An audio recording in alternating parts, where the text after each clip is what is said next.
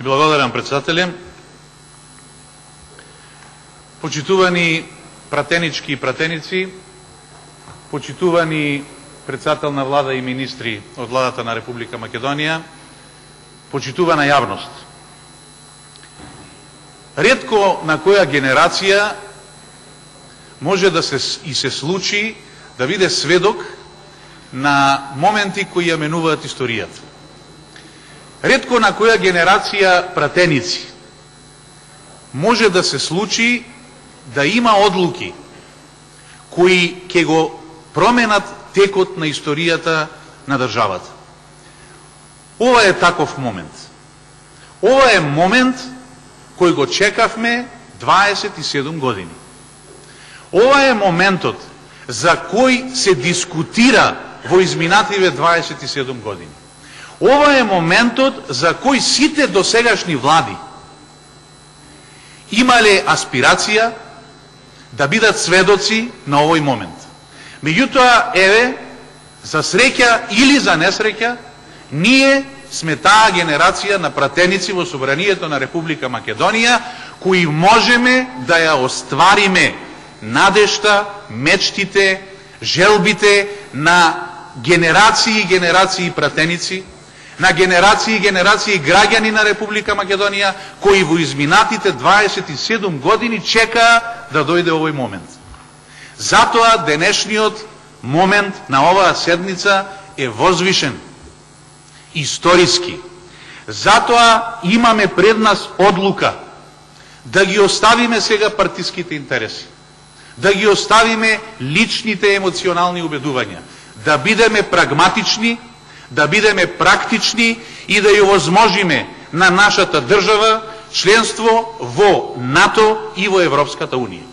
Поедноставно од ова, како заклучок, што очекуваме како резултат на оваа седница, не може да се каже.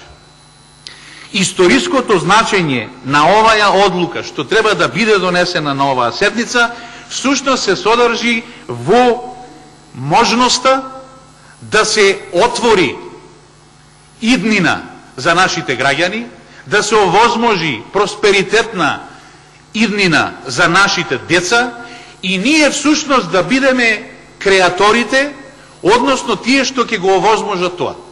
Значи, донесена е до фаза на одлучување една рамка, еден процес кој трае 27 години. И сите ние се сеќаваме. Некои од нас имале шанса да гласаат и на првиот референдум, кога се прогласи суверена, самостојна и независна држава. Некои биле помлади, немале шанса, меѓутоа не постои влада, не постои премиер, не постои министер за надворешни работи кои во изминатите 27 години не разговарале за решение на проблемот со уставното име на Република Македонија. Значи сите сме знаеле и сите знаеле дека еден ден ќе дојде промена на името уставно на Република Македонија, затоа што една членка на НАТО и една членка на Европската Унија има проблем со уставното име на Република Македонија. И сите генерации на премиери и министри, на влади, на собрание учествувале во тој процес. Значи сите биле свесни дека ќе дојде денот кога тој проблем ќе биде решен. Еве го денот. Еве го денот. Сега тој проблем може да биде решен. И знаете решавањето на тој проблем, каде ја става Република Македонија? Еднаква меѓу најмокните, најсилните и најразвиените. Едно е да молите од позиција на држава или на политичка номенклатура која е надвор од европското семејство. Зашто? Сакате да бидете дел од тоа семејство. И тоа е недвосмислено, тоа е несомнено. Ние 27 години се обидуваме да станеме член од тоа семејство. И во тие 27 години имаме привремена референца. Само во името на нашата држава се уште стои придавката Југословенска. Иначе таа држава веќе одамна не постои. Само во името на нашата држава, официјално во Обединетите нации, стои поранешна Југословенска република. Па доста е да сме поранешни. Сега можеме да бидеме држава меѓународно призната и од Грција, со која проблемот години наназад се обидуваме да го решиме, и од целиот прогресивен меѓународен свет, односно меѓународната заедница. Затоа јас не апелирам до вас, почитувани пратеници од опозицијата, и јас сум пратеник. И сите ние сме пратеници. Сме биле во слични ситуации. Меѓутоа, тешки ситуации, болни ситуации. Сме се обидувале да се избориме со внатрешните чувства наши, сме се обидувале да се избориме со несогласувања со одредени партиски решења или со одредени наметнати решења, и сме се обидувале да се избориме во нас самите за овдека кога ќе гласаме, кога ќе го стигнеме тоа копчето кое ќе донесе значајна одлука, да бидеме чисти пред себе и пред нашата совест. Јас ве повикувам да се соберите сите, да одите уште еднаш, и уште еднаш, и уште еднаш, колку пати треба кај вашиот лидер. Да се обидете, да го убедите вашето највисоко политичко раководство, дека сега е моментот. Не е добро ние да бараме 8, 7, 9, овие пратеници, оние пратеници. Не е тоа благодарно. Сите сме пратеници, знаеме што значи тоа. Ние сакаме овдека 120 гласа, затоа што ова е иднината на Република Македонија. Ако не може 120 гласа, барем 35 гласа од опозицијата, јас чувствувам капацитет, чувствувам дека голем број од вас, почитувани колеги, кои сте на овој дел, значи во опозицијата, го чувствувате моментот, ја чувствувате важноста на овој момент. И ова не смее да се пропушти.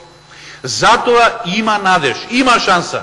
Разговарајте еднаш и уште еднаш и уште еднаш, колку што е потребно. Па, наше е после да ја убедиме владата, да го убедиме премиерот, дека одреден амандман треба да се измени. Предложите нешто што ќе мислите дека ние сме го заборавиле, дека не сме го виделе, дека овие предложени нацрт амандмани кои се однесуваат на Уставот на Република Македонија не содржат заштита. Јас тврдам дека се е заштитено. Јазикот, идентитетот, националност, значи нема дискутабилно прашање во однос на заштитата на идентитетот. Меѓутоа, охригани викаат елбете. Да се обидеме, можда нешто не сме виделе. Предложите ни или предложите во амандманската расправа нешто што сме го превиделе, што не сме го виделе и што може да го прифати овој премиер и оваа влада. Јас сум сигурен дека многу сериозно ќе се оди во таа насока, нормално почитувајќи го договорот од Преспа. Затоа што тоа е условот. Кога веќе го спомнав договорот, со една работа мораме да сме начисто. Никогаш немаше да има договор со Грција, доколку не беа нашите аспирации и желби за членство во Европската Унија и НАТО. Зошто би ни бил договор? Немаше никаква потреба. Меѓутоа, од 91-та година, или да бидам попрецизен, од 95-та година, се знаеше дека еден ден ќе дојде до таков договор. Првата шанса беше во 2008 година, се пропушти таа шанса. За жал, 10 години ги изгубивме. Па 1991 година, јас се сеќавам каде беа Бугарија, Романија, Чешка, Полска, Унгарија и да не ги редам другите земји, денешни членки во Европската Унија и во НАТО. А каде бевме ние? 10-20 години бевме понапред. Денеска е обратна ситуацијата. Ние стагниравме 27 години, а светот отиде напред. Дајте да не дозволиме, кажите му на лидерот, кажите му на највисокото партиско раководство, немаме години за загубење. Ретко се случува да се наместат коцките. Да се наместат коцките во смисол да имаме овдека лидершип или човек или тим кој е решен да го реши проблемот.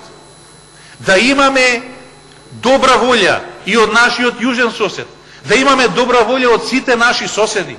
Па овде со години наназад ние се каравме и се расправавме со соседите, наместо да ги правиме пријатели. Сега сите ни се пријатели. И јас знам дека одлуката воопшто не е лесна. Јас зборував за таа одлука кога разговаравме и за референдумот, кога разговаравме и пред тоа. Секој од нас се крши во себе, затоа што треба да се плати одредена цена.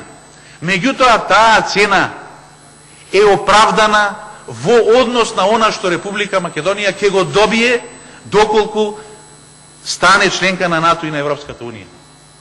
Не морам сега да ви ги кажувам сите придобивки. Ако е потребно, ќе ги разговараме повторно.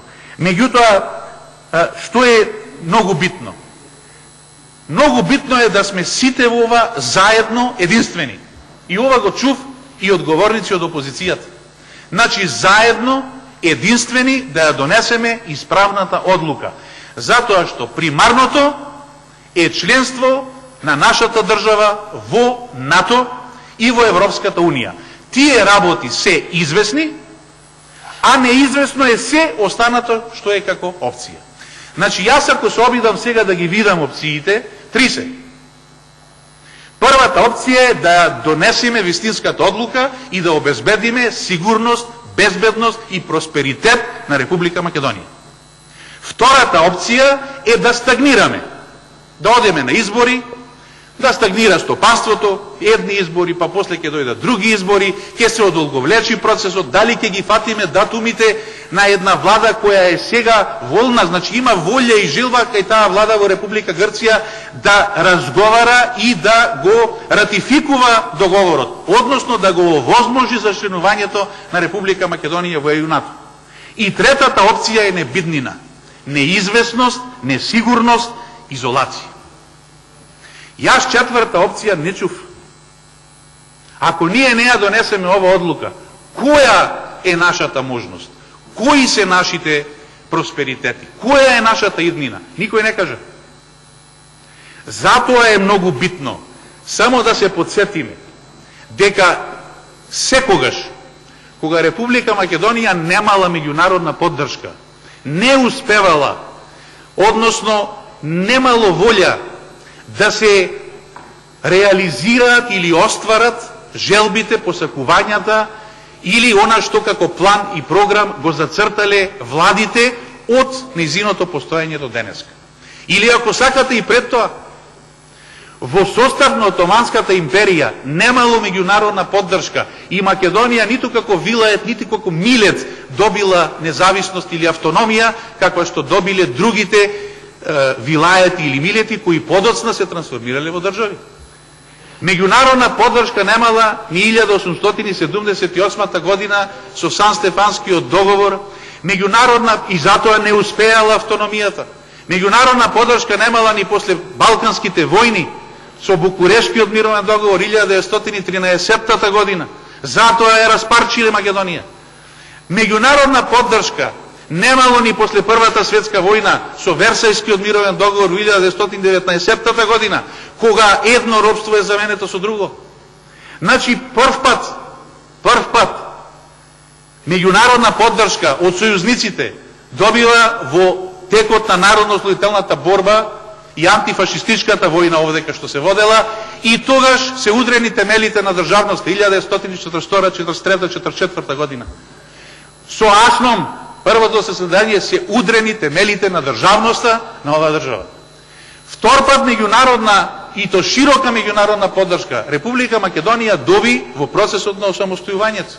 И затоа успеавме да направиме суверена, независна и самостојна држава. Сега ја имаме целата меѓународна поддршка од целиот прогресивен свет. Значи сега нема држава, дури и најлутите непријатели, дури и најголемите противници сега ни се пријатели. Значи успеавме да ги направиме пријатели и затоа велам, многу ретко се местат коцките вака за да си дозволиме да ја пропуштиме оваа шанса. Оваа меѓународна поддршка мораме да ја искористиме. Затоа што овдека не се работи за нас И добро рече еден говорник од опозицијата. За никого поединечно не се работи. Се работи за нашата држава, се работи за нашите деца, се работи за нашата иднина. За безбедносните, сигурносните или за економските аспекти од нашето членство во НАТО или во Европската Унија, не сакам да ви одземам време. Сите сме свесни за тоа. И сите чувме дека единствениот начин со кој Република Македонија може да аспирира, односно да ги започне преговорите до година во јуни за полноправно членство со Европската Унија и да стане полноправна членка за една година во НАТО, значи единствениот начин е да се прифати договорот со Грција, односно да донесеме одлука за уставните измени кои ќе донесат, кои ќе овозможат тој процес да заврши со она што генерации и генерации наназад го посакувале. За тоа имаме и потврда и волја од над 609.000 граѓани. Од над 609.000 гласачи кои излегоа да кажат да за Европска Македонија. Значи, внимавајте, ни една опција, ни еден лидер, ни една партија досега за никакво прашање не добила 609.000 гласа. Па како е можно да се омаловажуваат 609.000 граѓани на Република Македонија и поголема бројка од тоа, кога со 500.000 гласа или, како викате сега, 1.200.000 биле против. Значи 1.300.000 биле против изборот на Иванов за председател. Какво станал председател? Како е председател 9, сега уште мало 10 години? Значи се работи за јасно изразена волја на граѓаните на Република Македонија и тоа се однесува исклучиво на желбата да се стане член од Европското семејство, од НАТО алијансата, да се биде еднаков на исто рамниште со најмокните, најразвиените, најсилните држави во светот. Значи тогаш друга приказна ќе е во односите меѓународни за Република Македонија. Значи тогаш ќе бидеме еднакви. А сега знаете како е од еднаков аспект или од еднакво рамниште да преговарате за било какви меѓународни односи или проблеми. Па такви проблеми имаја и Словенија со Италија, имаше и Хрватска со Словенија, имаја и Бугарија со Романија, Романија со Молдавија, кој немаше, Чешка со Словачка, секогаш имало проблеми со соседите. Меѓутоа, само добрососедската политика, само пријателството е најсигурниот чекор или најбезбедниот начин или најпрагматичната можност да се стане член од големото европско семејство. Затоа јас ќе застанам зад ова што денеска премиерот го кажа, дека има простор како пратеници од опозицијата да го убедите вашиот лидершип дека сега е моментот за кој што треба сите заедно да застанете како пратеничка група и сите заедно овдека како пратенички групи од Собранието на Република Македонија заеднички да ја донесеме оваа значајна одлука. Знаете, некој мора да поведе. Во 44-та година прашање е дали ќе имало партизански одреди и разгорување на народно-освободителната борба ни славна Дебарца ако не бил Петре Пирузе. Значи, некој мора да поведе. Дојде моментот, имаме водство, имаме наместени коцки, сега е шансата да ја искористиме за не тоа што ќе останеме запишани во историјата. Значи, многу генерации, повторно велам, и многу пратеници останаа запаметени, запишени по многу значајни одлуки. Меѓутоа, најважното е нашето чувство дека ќе овозможиме во вистинскиот момент, на вистинскиот начин, вистинска иднина за нашите деца и за нашата држава. И јас знам Без минато, без одбележување или ценење на славното минато нема иднина. Тоа на секого му е јасно. Меѓутоа, ако човек заглави во минатото, тогаш ќе се изгуби во сегашноста и не може да ја препознае и да ја види иднината. Затоа јас ве повикувам, зборувајте со раководството од вашата партија, од опозицијата, почитувани пратеници од опозицијата, да ја обезбедиме иднина, просперитетна, сигурна и безбедна на оваа наша држава. Тоа е нашата должност, тоа е нашето право и тоа е нашата задача како сегашна генерација на пратеници во Собранието на Република Македонија. Ви благодарам.